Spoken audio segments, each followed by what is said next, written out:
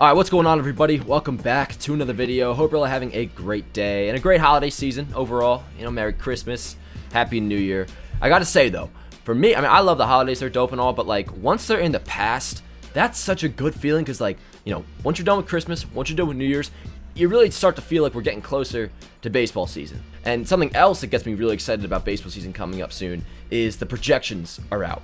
Steamer has released their projections, and this whole video, that's what it's going to be about. We're going to be diving into, or not every Yankee, but all the notable Yankees in 2022, see how Steamer projects them to do, and I'll give my opinion on whether or not I agree with it or not. So before we get into it, drop a like on this video if you enjoyed. It helps out me and the channel a lot. And of course, if you're new, subscribe. Also helps out me a lot. But without further ado, let's get started with Aaron Judge. And spoiler alert, Judge, they have kind of far and away having the best year. They have him playing 150 games, hitting 274 with a 370 on base, 537 slugging with 41 homers, 108 RBIs, which that would be, both those home runs and RBIs would be his highest since 2017, a 146 WRC plus, and a 5.7 WAR. I gotta say, it's actually a pretty solid projection for Judge. I feel like all the time in past years, they would like lowball him like crazy, which I never understood. I mean, projections do tend to lowball, so keep that in mind. I have him having at least a little better of a season. You know, I pick Aaron Judge to win MVP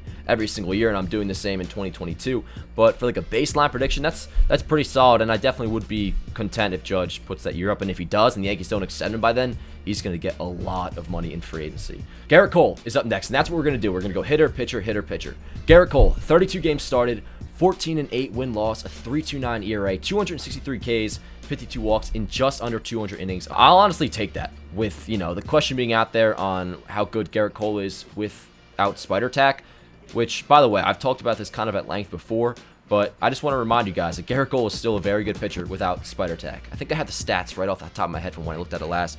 From June 13th, when MLB started cracking down on sticky substances, until Gerrit Cole hurt his hamstring, he was right around, I think, a 3.27 ERA pitcher. So I think that's actually a pretty solid projection, and that is ace-worthy. As long as he does it in the postseason, I, along with almost everybody within the Yankees that we've heard about, believes that Cole's bad start was due to his hamstring injury. So that's a pretty good projection for Gerrit Cole, I'll say, and I would take it. Moving on, DJ LeMahieu.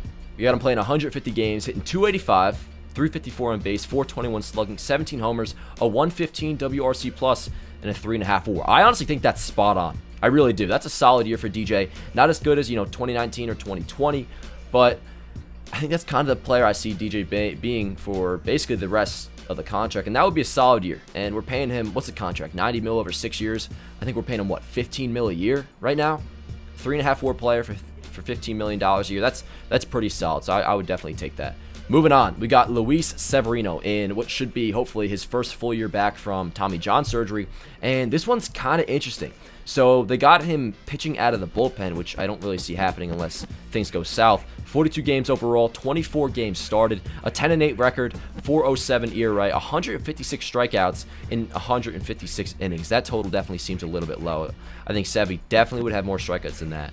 But yeah, I don't know about this projection. I mean, I feel like this is kind of like a classic case of not knowing how a player is going to perform, so you just kind of like guess right around average.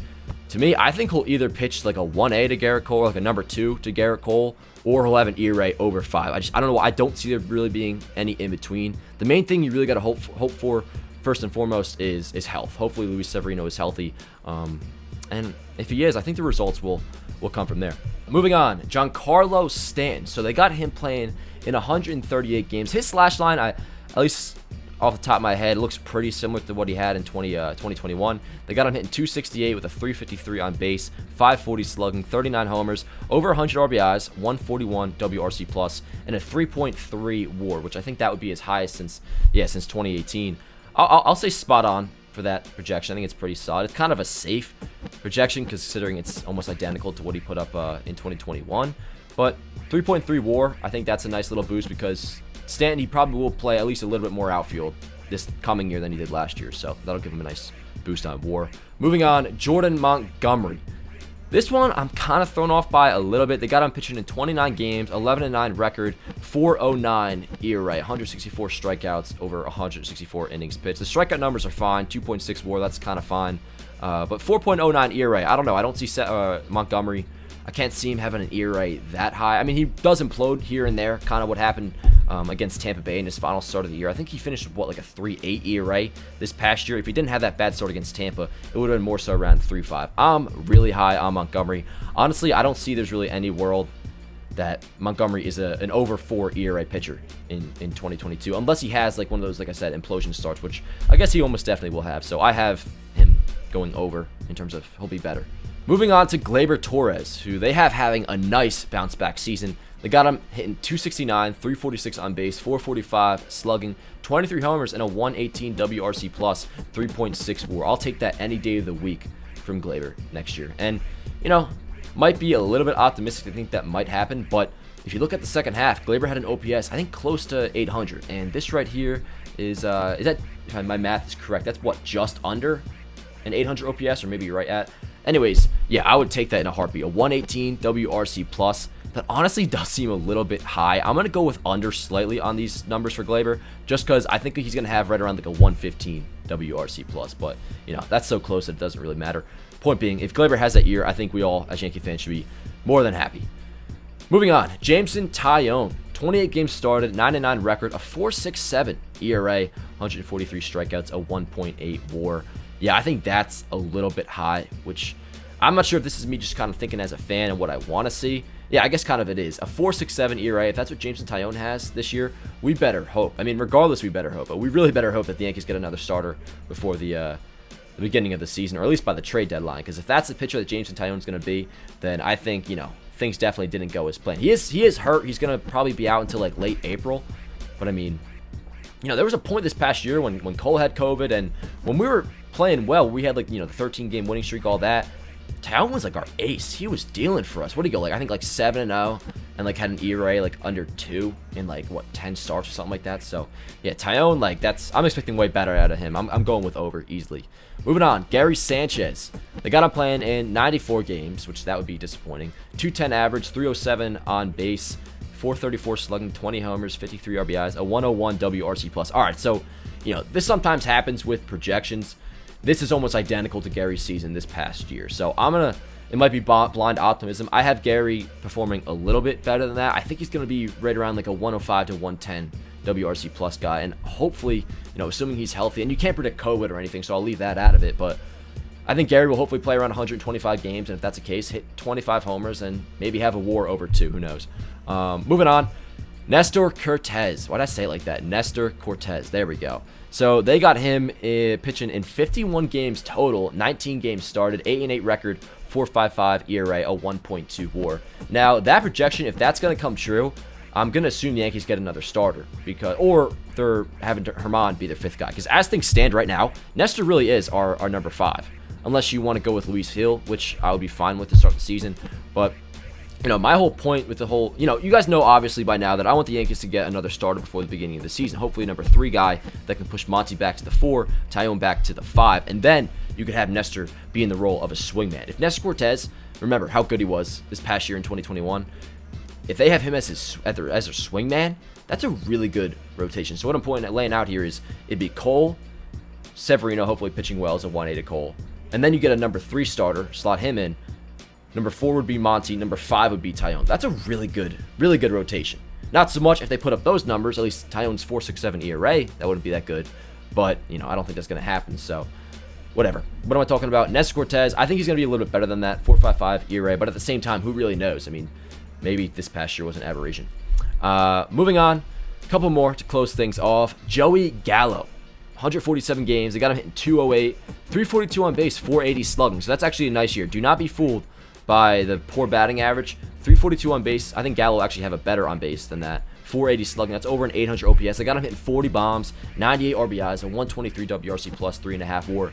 That's a really solid season on Joey Gallo this year. And I could easily see, or possibly next year, I could easily see that him putting up that season 100% and there being a lot of fans that don't consider it to be a good year. I understand, you know, it only matters how you perform in October, and I agree in the end that is the end all be all. But as regular season goes, if Joey Gallo puts up those numbers this coming year, like, guys, that's a really good season. Really good season. Moving on. Aaron Hicks, and this is going to be the last one, guys. Aaron Hicks, they got to play in 126 games, and there's really no reason to pay attention to, like, the health factor of these projections. You don't know what's going to happen, but he stays healthy, they got him hitting 233 with a 346 on base, 413 slugging, 19 homers, and a 111 WRC plus. Pretty solid. You know, I mean, 126 games, if he plays that, that's probably, what, 1, maybe 2 quick little IL stints on there. If we can get a 111 WRC plus out of Hicks for almost 130 games this year, I think you guys would also take that. I would probably take that, but, you know, Brian Cashman, he said they're looking to improve in center field. I really hope that he comes through on that. But yeah, if Hicks gets the opportunity and can stay healthy for 130 games, puts up those numbers, I'll be really content with that, to be honest. Last thing to close things out here, just go over the leaders if all goes Steamer's way. So, according to these projections, DJ LeMahieu will lead the team in batting average with a 285 average. On base will be Judge, 370. Slugging will be Stanton, 540. Home runs, Judge, 41. RBIs, Judge, 108. WRC plus Judge, 146. And WAR, Judge, 5.7. I'm not even going to do pitchers, and I probably shouldn't really have done hitters either, looking back. But I'm not going to do pitchers. It's all Cole, obviously. Cole's going to, you know, that's the most safe prediction. I just said projection that you can make, that Cole will be the best pitcher in the Yankees. So, yeah, let me know what you guys think. Did you enjoy this video? How do you feel about these projections? Do you think they're off? Do you think they're, you know, really good, spot on? I think they're pretty solid. You know, projections tend to be, you know, low ball. They tend to be kind of safe, and a lot of these were. But, you know, I mean, I think we have, what, 6 guys on here? 5, 6 guys hitting over 20 homers.